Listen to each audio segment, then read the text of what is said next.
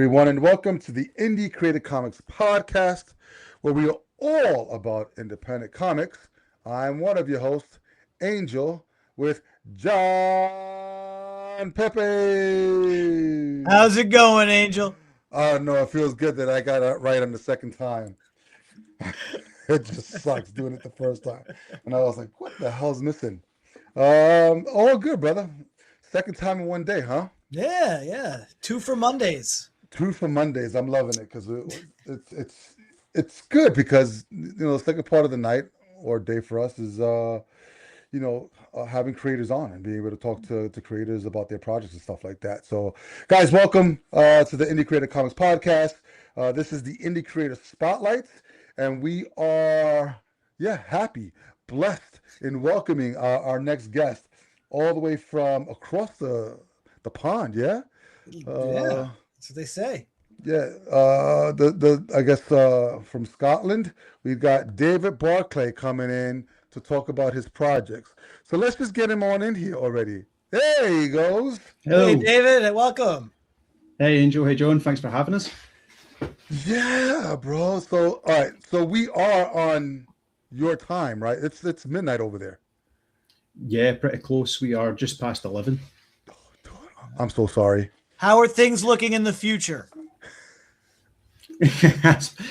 Dark and wet. Now, where are you, in Scotland or are you in the UK? I'm in Scotland, yeah. You are in Scotland. Okay, wonderful. All right, usually we run this stuff a little differently because we've already had some background and stuff like that. So we'll kind of like do a rewind. But with you, I want to do something a little bit different because we don't have much to go on as far as the story that you're going to be promoting and talking about. So I actually want to start there and kind of work our way backwards. However, before we start, I just want to make sure, because we were having a conversation, John and I, before. You probably know the actress's name because there's not that many Scottish actresses. But there's people that I've dealt with in my past in my field that when you have names, they're not spelled how they sound. Yeah. And that's probably one of the most, for my brain, it racked it. So I just want to make sure. SOARSA, is that close?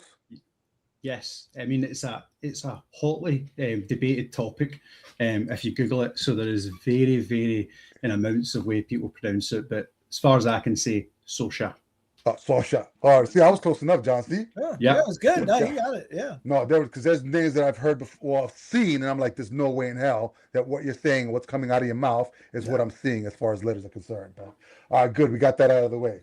So, listen, just tell our guests who you are.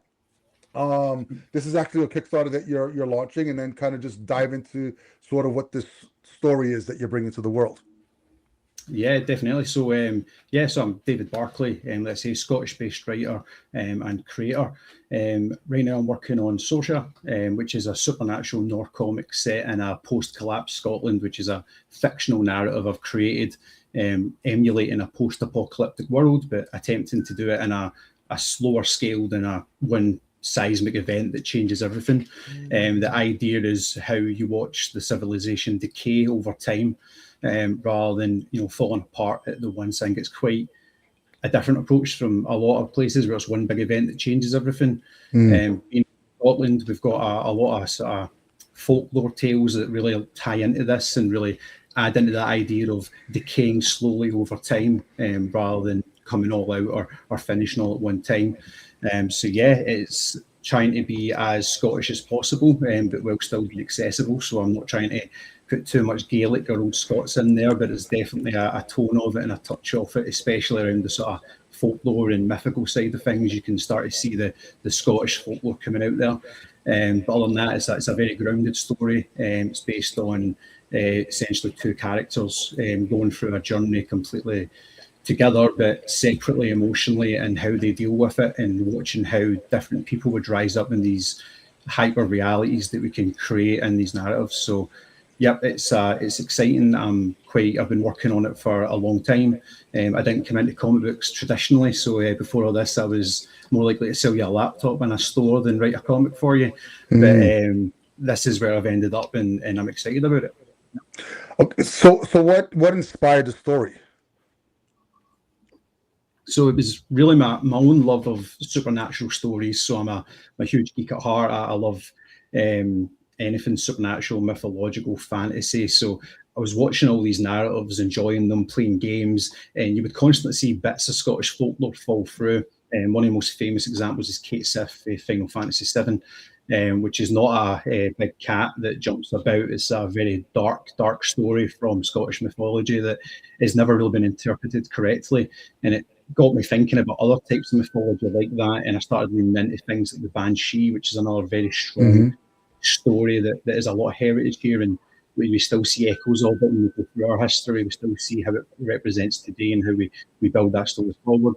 And then the actual first myth that we will encounter in the story is a Seath, which is a Scottish fairy, is the best way to explain it without getting too bogged down in it. Again, it's most of the myths and folklore in Scotland is all about reflecting your own emotional trauma back at you through the myth. Very rarely are they evil, very rarely are they out to get you. They're usually out to reflect your own pain back to you and see how you react to it. And that's when I started thinking, well, that's exciting. What if the monster isn't out to get you? It's out to reflect you back to yourself. And how can we look into that deeper? And then I started thinking about society as a whole and how over time the worst versions of us reflect back to us, and that's when we start to see fracture and decay and community and people and how they connect with each other. And that's really where it started. I thought, okay, let's create that trauma where our world is starting to disconnect, and then explore what happens when the folklore comes back and makes us face the reality of it. That's interesting. So as far as the process of the book, what are you responsible for? Are you doing it all? Writing, art, lettering? Oh, I wish. So I am full writing credits go to myself. So I've written everything. Well, a lot more than what's been put out publicly, but this year one's completely done and ready to go. And there's a narrative ahead that's been tracked out for long enough. If it's successful, that the story will get a full continuation and it will grow into something much larger. Art right now is got a principal artist signed up called Wayne Loudon. He's from Suffolk. He's worked on various comics in the English indie comic scene. Can't talk too much about what he's working on just now, obviously. But he's signed up, and if the Kickstarter goes ahead, he'll be the principal artist, and we have a couple of colorists and letterists, put aside who are ready to jump on board if everything starts steamrolling forward. Cool. So this is your first comic? Yes. So this is my first attempt to get a comic created. I've been writing it feels like my whole life, but in very different mediums. Used to write music when I was very young, which was the start of my process of creativity. Then I moved into my sort of management career, which was more, not so much fun stuff, but a lot of self-help and a lot of self-guru stuff, which is always fun. And when I stepped out of full-time work and I started thinking about my hobbies and what I want to do going forward and how did I want to build my sort of input into the world, it just leaned naturally into comics. It's something I've always been obsessed with, but never actually had the time to dive into fully. And I've been granted that time now, and I thought, well, time's a gift. We need to use it correctly. So I'm going for it. Oh, wow. That's so do you currently read comics? Yeah. So I've been reading comics my whole life. In Scotland, it's a bit different. We start off with a classic comic called Our Willie, which I'm sure you guys probably haven't heard of, but if you have, it's for DC Thomas, and it's from Dundee in Scotland, and it's been about since the 1920s. It's a one-page comic strip that was in the Sunday news every week, and it's just went on forever and ever. So that was my first introduction to comics, and it wasn't superheroes, it wasn't Spider-Man or Batman. It was a family sitting around dinner having a cup of tea talking about what annoyed them that day. So it was very subtle, it was very slice of life, and that's sort of translated into my writing. I enjoy the spectacle, I enjoy having a bit of fantasy in there, but when I'm focusing the characters, it's very about what are they talking about in the kitchen, what are they doing when they're sitting down reflecting what's just happened. That's the moment that interests me, and when I read comics I seem to navigate towards that as well. So I've been sort of mostly in sort of slice of life comics, not massive Marvel stuff, but definitely that smaller narrative where it's character focused. That's definitely up John's alley. He loves that stuff too, and I'm just like, bleh. I mean, it's not for everybody. I'll read if it's a Yeah. really good story, because I'm mostly superhero. That's you know, Yeah. I started comics in the '90s when Image was formed here in the U.S., and it was pretty much all superhero stuff. It's really diversified now as far as genres are concerned when it comes to Image. But yeah, it has to be like a really well written, intriguing story if it's going to be slice of life. Other than that, I'm just, because I live life every single day, and the last thing I want to do is read about a portion or a slice of it. Well, Yeah. I think one of the things about it, and I think to what David is trying to get at is, it begins with the characters. You want to create these engaging characters that will bring the readers back, right? And even if you look at, like, your gateway angel Spawn, right? Al was an engaging character. That character work was in there, and there were those slice of life moments that over time, as Al would get pieces of his memory back, or those scenes, right? Like where you kind of get a little peek into what was going on in his before he became Spawn, like that kind of idea, so for David to grow up reading comics that were just like you said about the family at the dinner table having tea, you saw comics as a way to express, to develop character and build character. Yeah. Where did that sort of intersect? Where did that come in with so I this is the comics I know and I grew up reading. Obviously the superhero stuff, the Marvel DC stuff did funnel its way towards you, so you had that openness to comics as a gateway to fantasy genre as well. But then combining your love of folklore, your favorite folklore and myths, when did all of that sort of coalesce for you and become this story? Well, that's a really good question. So when I was starting to write, I started in just sort of, growing out a prose of an idea that I thought of, that I could think of. And I kept coming back to an image, and it's strange, I'm saying not superhero, but I'm going to reference Constantine here because he's one of my favourite characters that ever. So I was thinking about Constantine and how he's so subtle in the way that he can act in times, but so impactful by his actions. And I was like, he carries a lot of emotion and he hides it through humour. Being Scottish, it's very common for us to, express that and hide things through humour. So I started shaping this character, and I thought, what would Constantine be like if he was Scottish, but even a bit more cheeky, even a bit more brass than he is just now. What he is already? Okay. Yeah, I was got, let's make him a little more that way. I was got, but then I started thinking about the slice of life, and I was like, well, what does he think on a Sunday when he's just reflecting and on what's happened in his life? Is that must be a dark, dark day when he's got nothing going on and he needs to think about all this stuff that's happened to him. And that's what started growing the idea of Ewan, who's the main character in SOARSA. I started thinking about the idea of, okay, so what if Constantine broke? What if he couldn't do anything anymore? He couldn't help anyone anymore. There was no one to help. He didn't believe in himself anymore. I was at, how do you build him back up from that lower point? And when we meet Ewan Morton in the narrative, that's the point he's at. He has given up. He is not looking to be a hero. He's not even looking to do anything other than get money to cover rent. That's his priorities.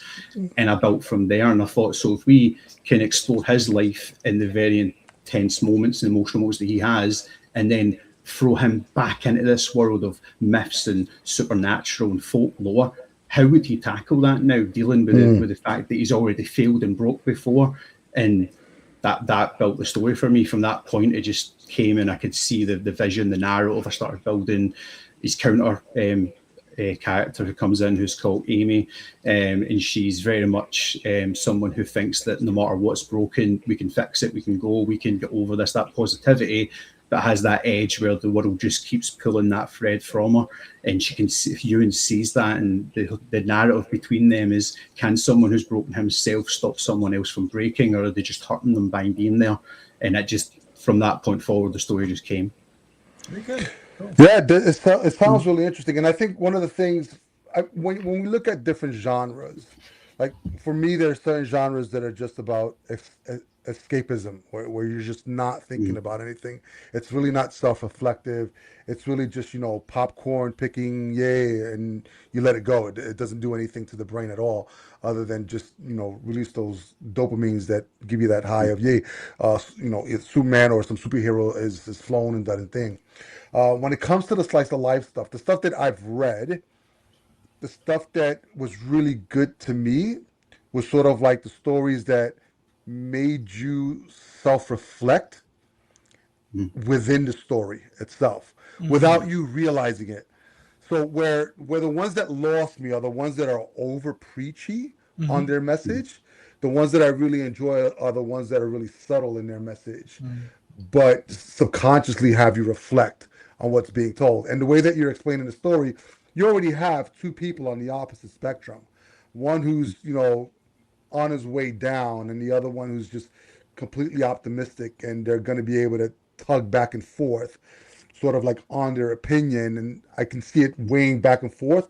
Sometimes she wins, sometimes he wins, and that kind of journey I appreciate because it's a back and forth, it's a give and take on how they're perceiving the same situation. And when we talk about comics, it's that's fucking heavy if you think about the message Yeah. in that respect.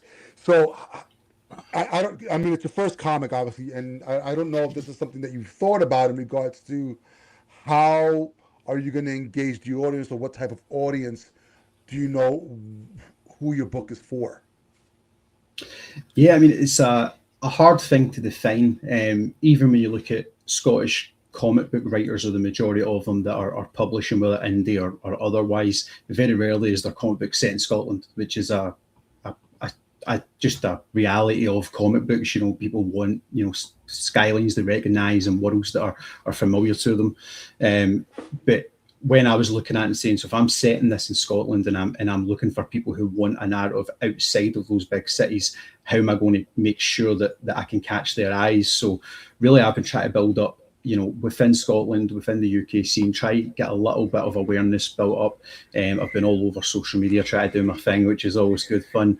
But I've also been working with like Comic Books Yeti, who are a really good outlet in the UK, and the same with Comics Bulletin, who are another great outlet. Who I've been contributing for reviews and features and articles, and just try to build up a little bit of that reputation within the space, knowing that I've entered it absolutely out of nowhere, and I'm attempting to ask people to put eyes on my work. I think the best way for me to do that is to show that I'm not just trying to get people to look at my comic. I'm trying to say that I'm contributing to the space in a positive manner, which hopefully I can do as I try to go on.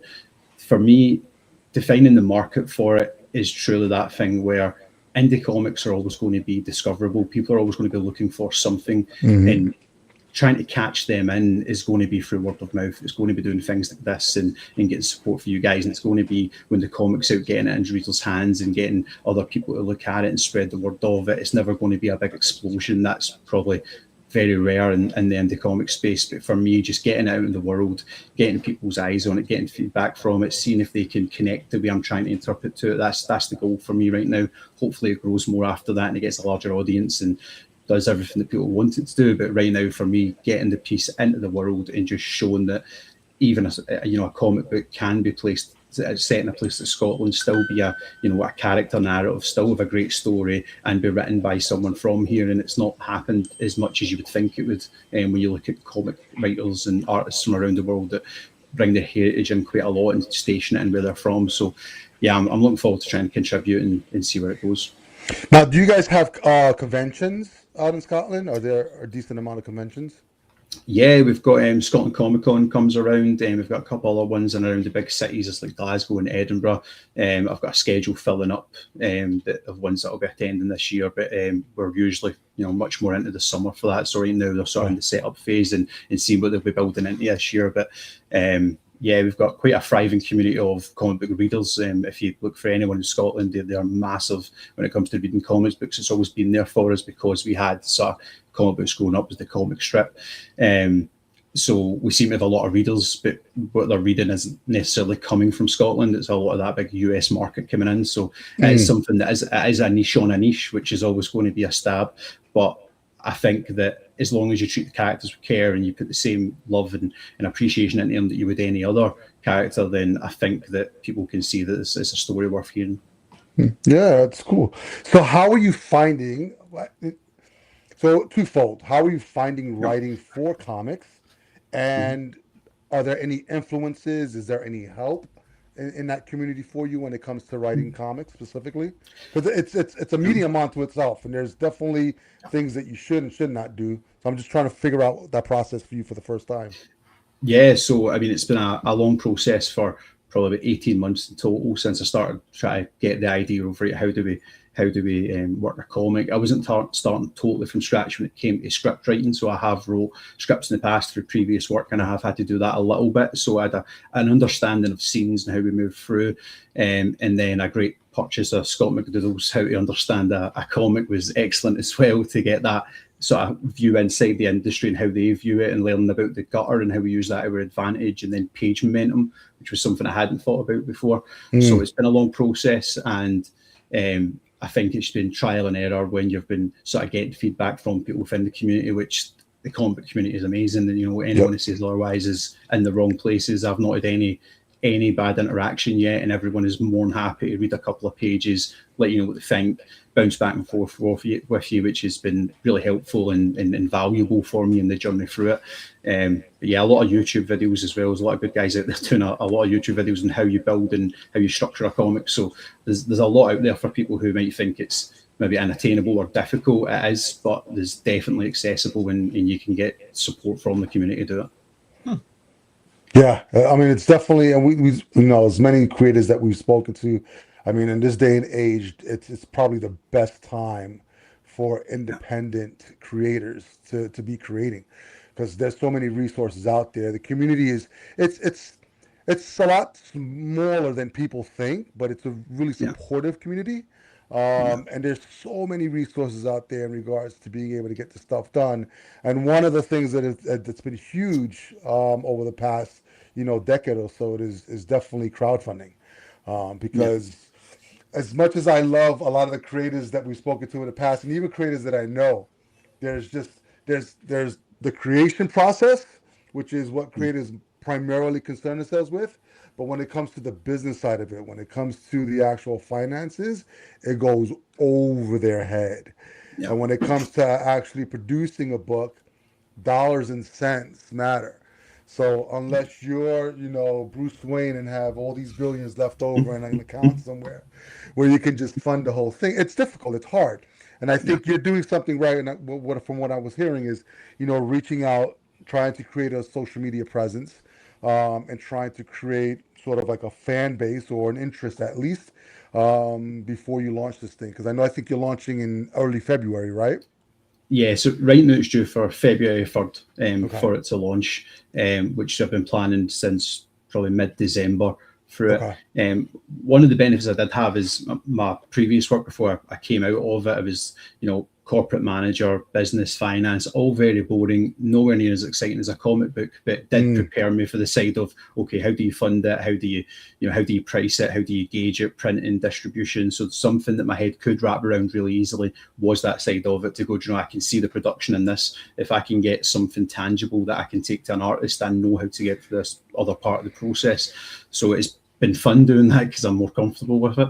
Right. And it comes naturally to me, but it's still something that when you check into it and you see how much money indie creators and indie fans are putting into crowdfunding, it's an unbelievable amount. And I think a lot of people think it's a lot less to create a comic. And I think as well, I think people think artists are paid a lot less, and that it's not expensive, and it can be, but I'm hoping that we enough support locally within my own community and the wider comic book community, we can get it over the line and get it funded.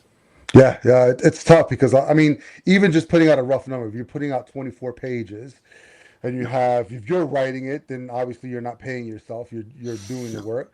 But then you've got your artist. If it's going to be in color, then there's a colorist.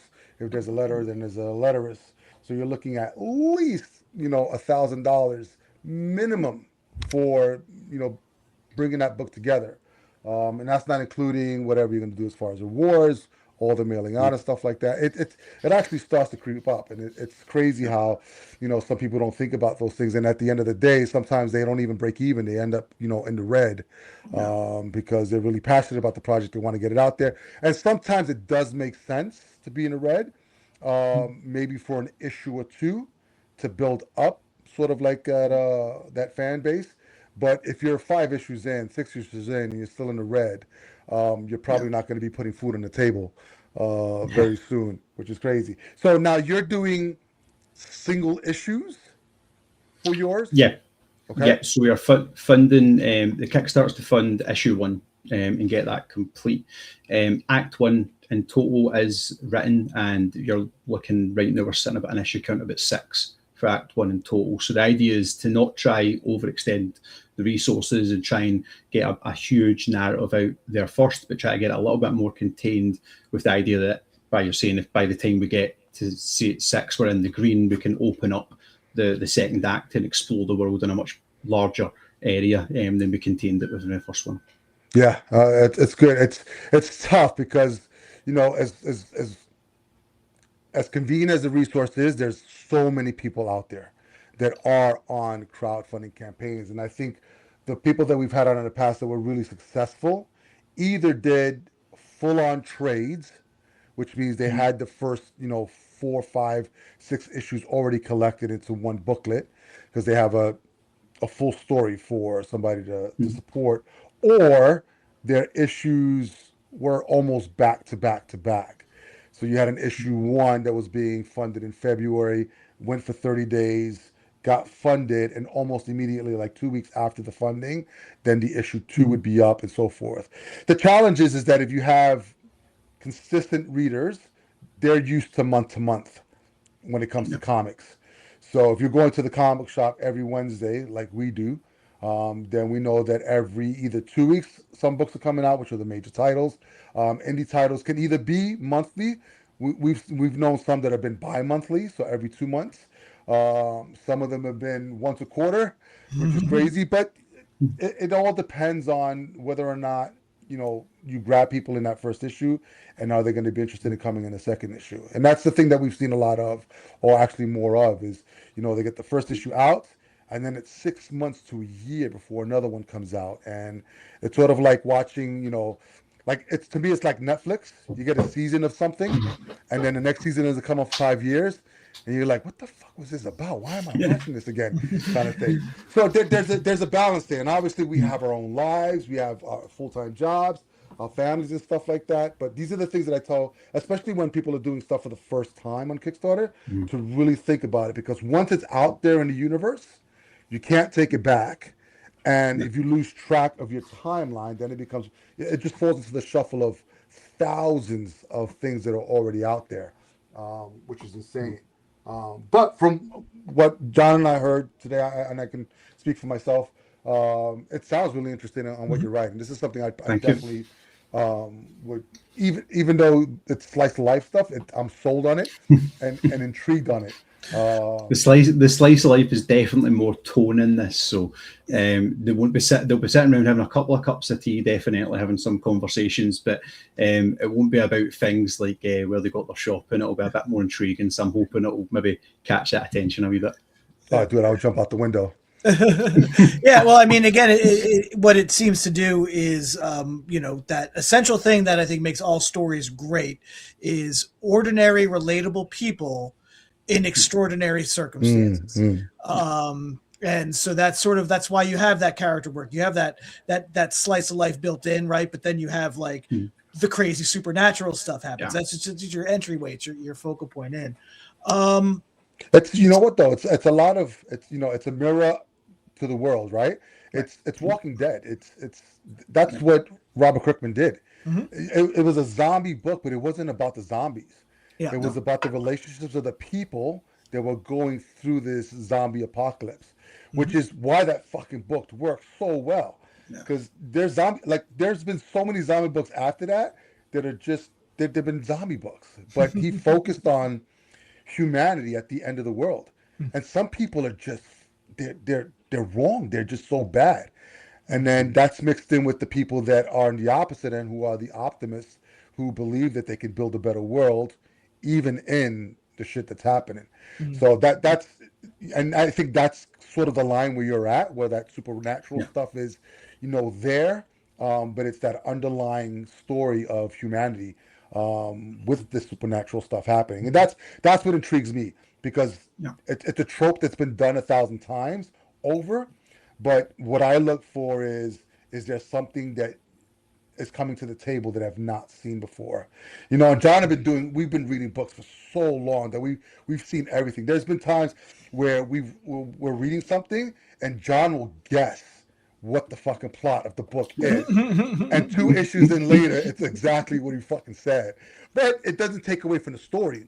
If the story is told really well and it intrigues us to read the 2 issues, even though we know what's going to happen, then the writer, the creative team has done their job. So I think there's still room for that as well. And then there's been times where we've been like, we've seen a trope 1,000 times and they did something just really unique with it. And we're flabbergasted to think that, we've been doing this for so long and we can still be surprised with things. So the stories are always better when my predictions are wrong. No doubt about that. for sure. No, spoil it for yourself. Wait, John. We're 30 minutes in. So we're going to go off on a tangent here. Just for like 10 minutes. You're going to do it now? You're going to do this now? You're going to get out of the way? Yeah, the elephant in the room? Because all I'm doing is thinking about it, and it's going to fucking bother me. All right? So we just need to get your opinion, number one, first. Okay. And then we'll go into ours. Well, I'm just going to say one word. Okay. Highlander. It's horrible. Yeah. I told you it's horrible, isn't it? I'm not a fan. Oh, wow. For it. I'm so glad you didn't wear the shirt. Yeah, I mean, I think it's a good show. I think it is a great story, but not for me. Okay, now Wait, did you see the original Highlander? Yeah. So I've seen bits of the original, which I never fully finished, and then I've seen some bits of the recreation. I read some bits about it as well, but I don't know if it just passed me by, maybe just missed my time as it's See, I told you, it took me a long time to get through that movie, number one. And listen, if I were you and a Frenchman was playing a Scot, I would just rip up the movie and just walk out of the theater.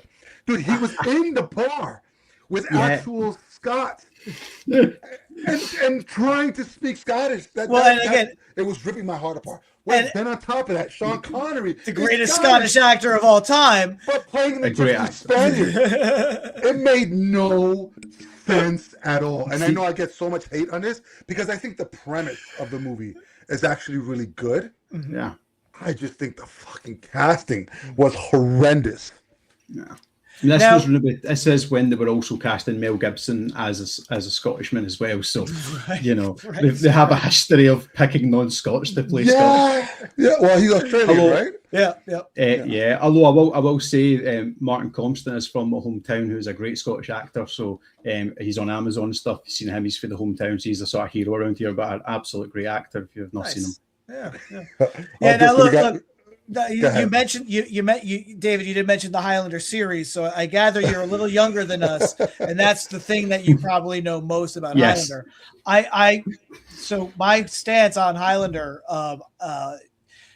is like the slogan of the original movie from 1986. There can be only one, or there should have been only one. Right? I'm not a big fan of the show. I'm fascinated by just how the film series just was a series of even worse missteps. I don't think anyone has botched a potential franchise more than they have for Highlander, but that's also why I feel like that first movie, for me, it works. Everything works. I was the right age when it hit. I love that first movie, warts and all, and there are warts. I can definitely admit to that. But yeah, when it comes to like the show and stuff like that, it never really grasped onto that. Never bought into that. Yeah, it's one of those things where if you were there at the time when it came out, it's definitely nostalgic. It hits you. Like, I didn't watch it when it came out. I watched it so many years later after the fact, and I was like, what the fuck is this piece of shit? And I couldn't get through it. I could not get through it. And me and John debated it, and I watched the whole thing, even with the fake rocks coming down. At the very end, I could appreciate the story that was trying to be told through it, because I think it was really cool, in regards to like immortality and stuff like that, and the whole, what is it, the quickening. Quickening. Yeah, but listen, there's a remake coming. I'm hoping it does something even better than what we got into the original. But for me, it's like the same thing. Like, did you ever watch Masters of the Universe? The Dolph Yeah, Lundgren one? yep. Yeah, Seen so Dolph Lundgren, Masters that of the movie's Universe, it's a piece of crap too. It's so fucking bad. But I went to Yeah. watch it when I was turning 13 in the movie theater, and I love that movie. That movie's fantastic because it has nothing to do with the He-Man lore at all. They took characters that didn't even exist and put them in the movie, and characters that they could have used, they just never used them at all. But to this day, it was, what was that, 19? That was before Batman, so it was like 80. It was 88, 87. Yeah, right before 87, Batman. How do you turn a dog shit movie into something at least watchable? You get Queen to do the soundtrack, because Highlander and Flash Gordon both, suffer from problems, and if you take away the Queen soundtrack from both of those movies, oh my god, they are less than watchable. Then my eyes just bleed. Yeah, I don't think Queen's get many things they've went wrong with. So yeah, for sure. Very good on it. All right, that's my tangent. I just wanted to get that out of the way because I was just like, there was no way. If you would have said yes, have they said who's in the remake? Have they casted? Yeah, I think it's For the Henry remake, Cavill, right? Henry Cavill, Okay. Russell Crowe, I guess, will be doing the Sean Connery role. So now you have another Australian playing a role played by a Scottishman, but wasn't Scottish, was Egyptian by way of Spain. Yeah. So yeah, and I think Dave Bautista as Is he playing the Kurgan? the Clancy Brown Yeah, role, the Kurgan. Yeah. He's pretty Scottish, isn't he? And then they're weaving. I think, some of the elements from the show, because the show introduced the concept of these watchers that watch the immortals, but they're mortal. I don't. How does a mortal person watch someone who's immortal? I don't know. But anyway, I guess so. Jeremy Irons, I think, is going to be that. Okay. Decent cast. Yeah, Decent cast. Yeah, we'll see. As long as it's not directed by somebody who's done music videos, it's I think we'll be okay. the guy. I think still the guy who directed John Wick still attached. Oh, okay. So there's definitely be a lot of action-based stuff in there. So we'll see. Yeah. Still not forgive Henry Cavill because I got my Witcher tattoo and then he left. So I'm not forgiving him for that. But he came back, didn't he? No, it's no, it's Liam Hemsworth. One of the Hemsworths, yeah, a lesser Hemsworth. Really? I thought he only did one season and then Henry came back. No, he Really? walked. Yeah. Okay. Yeah, because I saw the first 2 seasons. That was Henry, right? Mm-hmm. Which is really good. Yeah, that was a really great series. I didn't watch the third. I can't because I could only watch one Hemsworth brother at a time, and it's not him. Why can't there be only one of them? Yeah, right. That's like the Baldwin situation. All right, cool. So all right, we got off onto a tangent. Back to comics. All right. So then, so what do you have your timeline? What are you all set for? So right now we're looking at getting definitely the first issue. Do you know that you have the first 6 issues written? You said, right? So artist ready to get handed off. I've got the first 6 issues, and I've got Act 2 planned out, drafted, ready to go. If the momentum builds, we'll be able to go straight into Act 2. So it would just be essentially a continuation. But if it stops at Act 1, the story's complete. It's a full narrative that contains itself. If it goes into Act 2, then we've got a way to bridge directly into it. So I'm hoping the momentum keeps up, and like you're saying, we do that sort of 30-day rolling Kickstarter that can keep it going. Obviously, got to watch out for the fatigue of people backing, but again, that monthly cycle is definitely what we'd be looking for. Cool. So now, are you just looking to just do crowdfunding? Are you looking possibly at distribution as well? Yeah, so we're going to be looking at distribution, and we've also got some grant options in Scotland, but I'm not allowed to name them on my application, which is always fun. but yeah, so we've got some other ways that can support it if the crowdfunding doesn't make it the whole way, or if anything happened, or even if it does crowdfund, we've got ways to get other finances into the project to make sure that not only does the Kickstarter launch it officially, but then we can boost it further and try and keep it going and keep it growing, and even get maybe more people in to help and support it, and make sure that it keeps growing in the way I see it. But yeah, the distribution wise, we've got great local comic book stores. I've been in touch with many of them, so if we're going a self-print route, we've already got a sort of distribution network getting set up in and around the west of Scotland, which is where I'll primarily be trying to get it physically out. But yeah, we'll be online as well, and we'll get everything set up. So we've got plans in place. Now, do you have also distribution companies? Is Diamond UK part of you guys as well? Does Diamond UK still exist? I'm not sure. I mean, most of the publishing companies in Scotland, or anyone who would link into that, have shut down within the last couple of years. So the indie scene is shrinking in Scotland as a whole. So this is actually getting into a space. Yes, this is getting into a space where there isn't a network fully set up yet. There is lots of sparse comic fandom, and there's some publishers who will go UK wide or European wide. But specifically in Scotland, we have DC Thomas, who do the long 150-year running series. Other than that, there isn't a lot coming. There's a lot of great self-published, a lot of great indie publishers getting published, from Image Comics and Dark Horse, and they're getting a lot of media attention globally for it. But within Scotland, there's a small network. There isn't a lot there, so it is something that I'm trying to build as I'm going through myself, to see how do we get this network going more when it is self-publishing and we don't have any other companies coming in to help or support. Yeah, it's strange. Yeah, because we went through a transformation here in the US. So then shops that are in Scotland, where are they ordering their books from? Do you know? Yes, they've got distributors that they use. It seems to be mainly from down south, so not a lot of them are based in Scotland. So it is very much getting them up from England and getting them over. So there is a bit of transit involved in the way it works up here. The shops are well stocked. There's no issues with that side of stuff. It's more getting the indie comics in there. They've got their supply chains for your big hitters, but very rarely are you going to see indie apart from maybe the major cities where they can get more in. So yeah. Okay, yeah. So I think they still exist, because Diamond was huge here in the U.S. I mean, we've had a whole history of what's going on with the distribution company since the 80s. But basically, from the 80s, you had multiple distributors that just got consolidated to one. One distributor, Diamond, took over everything. And what was it, 30-something years, right? Diamond was, the king of... If you wanted comics in the U.S., your shop had to go through Diamond. And they ended up breaking up, but they also had Diamond in the UK as well.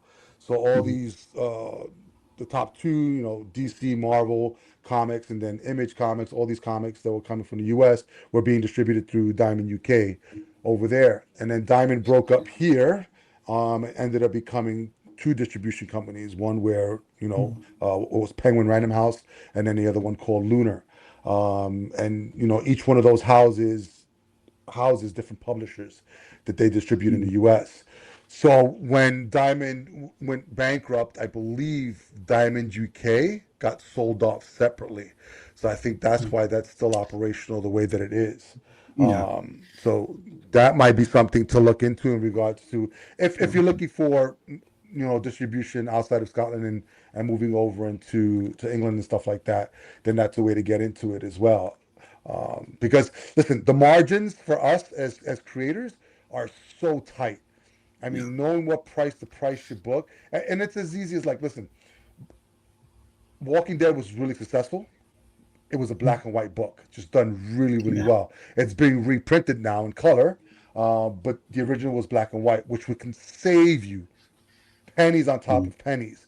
But there's also an art to drawing in black and white that there isn't when you're, drawing for color and stuff like that. So it's just understanding what those margins are in regards to pricing of the book materials, finances, all that stuff. And then, all right, how much am I actually walking away with after all this is said and done? We know we're not going to be rich by the end of issue 6 or whatever it is. So, and, passion drives us through and stuff like that. But at the same time, at the forefront, it's going to be like, all right, how do I really get to do what I enjoy doing without breaking the bank? If I break even, can I be happy with that just by getting, my book into one person's hands, 10 people's hands, whatever it is. And it sounds like you've already thought about that stuff, especially with going to, looking at the conventions and stuff like that. And very few creators that we've spoken to that are going to go on to Kickstarter don't have the pre-launch page. And I think that's really important as well, because that gives you sort of like an indicator of what the interest is that's out there. So that when you do launch, it's you want it to be successful. Do you know how long you're going to launch it for? Is it a 30 day or 45 days? 30 days. 30 days. Okay. 30 All right, days. cool. So, yeah, we do 30 days. The pre-launch link's been live for around a month. This is January now. I'm forgetting we had a holiday season there. Yeah. So maybe about a month and a half now. The pre-launch link's been live. So it's really just been trying to get that eyes on that and get it explored. And we've still got quite a lot of art to release. So we're deliberately holding some stuff back until we get closer to the launch stage to make sure that we don't burn out. I know what it's like if it's just spamming everywhere. We don't want to do that. So we're trying to show an authentic connection with what we're trying to do here. So we're hoping that we can get a sort of launch plan running in the next weeks leading up to it, where we get more aggressive with showing off what we've worked on and showing off the art and really getting into a bit of lore. And we've got a lot of little tidbits in the background that we've been working on as well, which I get a little bit of social media marketing on the go too. So we've got a little bit going forward, hopefully to just ramp up over the next couple of weeks and make sure we launch in the sweet 48-hour window that we know we need to hit. Nice. Yeah, and we'll definitely post a link on the YouTube video as well to the Kickstarter pre-launch page, because I definitely want to check this out. So I've put myself on it as well. We'll definitely be supporting, because I want to definitely check it out. All right, we're almost wrapping up here. John, you have anything else you want to ask? Yeah, a couple things. So I thought it was really cool that when you were growing up, you had this DC Thompson, right? This regular running newspaper series. And you said that's still running. Are newspaper comic strips still a big thing where you are? Because they used to be a lot bigger here, but boy, talk about a slow disillusion of accepted norms into chaos, right? Because that's where we're at here. So what? Are they still popular and prevalent there? So. Yeah, no, probably in a different form than they were originally. So the idea of the weekly comic, they still print weekly every Sunday. So they're still doing the story ongoing. It's probably not as hyped as it used to be, where you'd run and get the paper and rip it out and everybody be seeing it. It's probably a lot more casual now. A lot of the people who've done it growing up are probably getting older in years now, especially. Even my people above me and my granddad used to read it. But what is really big here is that holiday season getting the annual. So every script from the year comes out. The annuals are huge. I mean, you probably think nearly every single Christmas and household in Scotland is at least an Our Willie or the Bruins annual somewhere in amongst what else has been purchased. Sometimes you don't even know who it's for. You just know somebody's bought it and put it there for you. So it does feel like a traditional thing in Scotland to make sure that you get that yearly print, at least, if you still support it and still show that we want to keep it going. So I got mine a couple of weeks ago. I've just finished it off. So every year we get it. Nice. Yeah, the UK always had a very interesting packaging and distribution model, because I know a lot of the Marvel, DC stuff didn't hit there when it was coming out here in the States, and then they were packaged as these annuals. Like they would take all the content and then pop, and then I know that there was like a weekly Hulk strip for a long time in like the UK and things like that. So it's really interesting. And then of course you have your 2000 ADs, your Judge Dredd's, like that stuff that is still coming out weekly. That is always a very interesting thing that the UK still has and holds on to. I think that's very fascinating. What were some of your favorite comics besides like the weekly strips? Like what were some of your favorite American comics when they trickled over to you? And who were some of your creators? Perfectly fine for you to say Grant Morrison, even if it is just because he's also Scottish. But yeah, who were some of your influences and favorite stories and creators? Yeah, I mean, it's not going to be great reading because it's very, very traditional, but Scott Snyder and his Batman run was massively influential. Dark Knight Rises Part 1 and Part 2, just blew my mind the first time I read it. I don't even know why till to this day, why it affected me so much, but it was just unbelievable. So things like that were still really influential, probably just a little bit older than other people who experienced it at the time, because we weren't, again, as accessible for me growing up. But it does hit in. Constantine comics were always great when I was growing up, and I think that was something that sort of followed through, where I kept following the same sort of narratives when I was trying to get comics as a youth and as growing up. It wasn't as easily accessible to go and see what's out this week, what's new. So it was more what has a lot of issues already, or what is short, part 1 and part 2. What can I read of that? So I always found these mini series and these self-contained ones a lot easier to read, because very rarely would you ever be able to find all the issues somewhere in a comic book shop. So it was very difficult to try and keep up with it over here. But I think it's something that the influence for most comic books just always going to be overridden by the superhero narratives at the time. Even when you're not right into it, there is always that one that catches you, and I think that's the bit that makes comics amazing. Like you were saying earlier, Angel, it's not really about the superheroes, it's about the characters and about them grabbing us, and I think that's what ends up happening. So anything that is I read growing up, and I was more thinking, the example for me is always, what does Bruce Wayne do on a Monday when he doesn't need to be Batman? That's always more interesting to me. What does he do when he wakes up? So that was always what I was thinking, is there somebody studying that, and I've always gravitated towards them as writers. He's always Batman, though. There's never a time he's not Batman. It's funny that you what does he do? What does he do when he's not Batman? Thinking about being Batman. Yeah. What am I going to do as Batman? Daydreaming. Yeah, no, I like Scott Snyder too, and he's done some great stuff, and whenever it's like the new stuff, he's so wordy, and that's the other thing, right? Comics is a visual medium, and it's finding that right balance between telling the story with words, not so many, but pictures as well. And it's not a bad thing. I mean, I've gotten used to the way he writes, just because he likes to give a lot of detail. There's a really great story that he did with Greg Capullo art. It's called Reborn. If you've not read it, I highly recommend it. As much as we read the mainstream stuff, because we still read the mainstream stuff as well, but our podcast is really dedicated to small press and indie stuff. The indie stuff that these guys do, when they're there's no reins on them, and there's they're not trapped in the sandbox of playing with other people's toys, they write some really great stuff, man. And I think Reborn was one of my favorite stories that he did with Greg Capullo art. He's just phenomenal as well. And did he do Witches also? He did Witches with Jock, yep. And the other one he did with Capullo post Batman New 52 was We Have Demons, which I thought was a riot. That was a great one as well. That's that's up to supernatural stuff. And so was Reborn was also supernatural. It's like about the afterlife. It's so crazy, because one of the things that when I was reading that story, there's no spoilers, but you should definitely read it, is it's an afterlife book, but you can die in the afterlife. And that was fucking with my head. I was like, so you died twice. Which was beyond me. But other than that, once I got past that, the story was absolutely it was really good. You might want to check it out.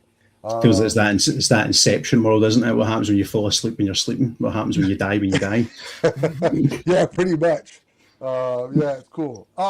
Anything else, John? I think this is a great conversation, man. Good luck. I love the concept. Like I said, the idea of having a normal scenario with the supernatural folklore mythology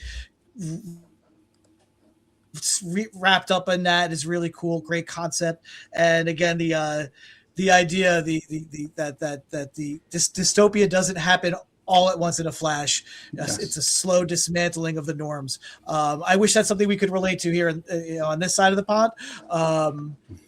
But we can't. And so I look forward to seeing your take on it, man. I mean, it is. I think it's something we can all sort of see happening in front of our eyes everywhere right now. And I think, even though I started this 18 months ago, as I'm writing it and I'm seeing things, it does read through it, and it is that small decay where we need to stop the fracturing and start the repairing. And I think this story is what happens when you start trying to repair. You know, and I think that's where we want to see what happens when we actually start moving forward and try to fix things. Nice. Yeah, and that's it's hard because I mean even if we go back to Dark Knight stuff, right, and we look at how political that book was in certain sections, there's reality is going to creep in, and that's okay. And John and I talk about this all the time, but I think if the message is being beaten over your head in the book, then it's just not worth it. And we did a review on this book today, and it was a Kickstarter book that we read today. It's called Rogues Gallery, dude. We've supported so many Kickstarters, and some of them are just like they're okay. They're decent stories. We don't shit on anything because we know the work that it takes to get things out there. Just sometimes it's not our genre. Sometimes we just don't click with it, and then sometimes you just find these gems that are just I gave John this book called Immortal Coil, that was a Kickstarter, phenomenal book. And then I just read Rogues Gallery. It was just because I mostly buy or support superhero stuff, and I was like, oh, let me check this out. It's gonna be bad guys doing their own thing, and it was pretty much what I thought it was. And then it got sort of like political in one section, but then it just flipped it on its head, and I was like, what the fudge? And it ended up being they used that political aspect of global warming. I was like, oh fuck, I don't want to read about global warming, but they flipped it on its head where the bad guys were beating up the good guys to destroy the world. But then global warming messed up the plot because it messed with the calculations of where they were in Antarctica and broke up the ice. So the bad guys said, these big corporations are causing global warming. We got to kill them first and then go after the good guys. It was so freaking bizarre that I was like, yes, I want more of this. Yeah. That is wild. That is a really great way to look at it. It's a good hook. It's a new take on that Suicide Squad approach, isn't it? Where it's like, wow, that's wild. That's great.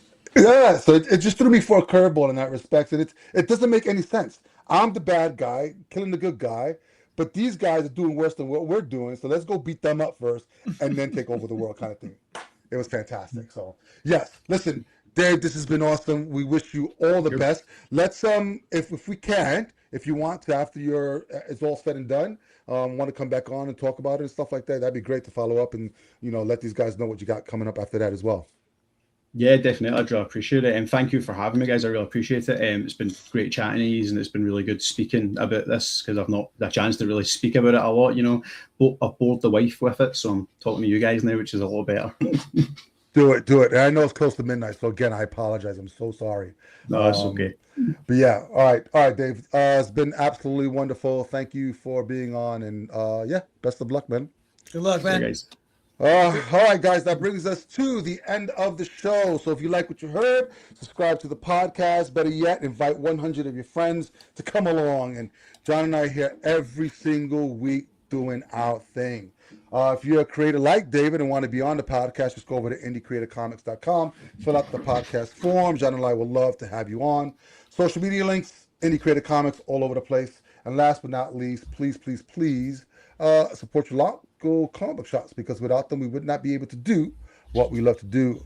All right, guys, until next time, I want to thank you for joining us on the Indie Creator Comics podcast, where we are all about independent comics.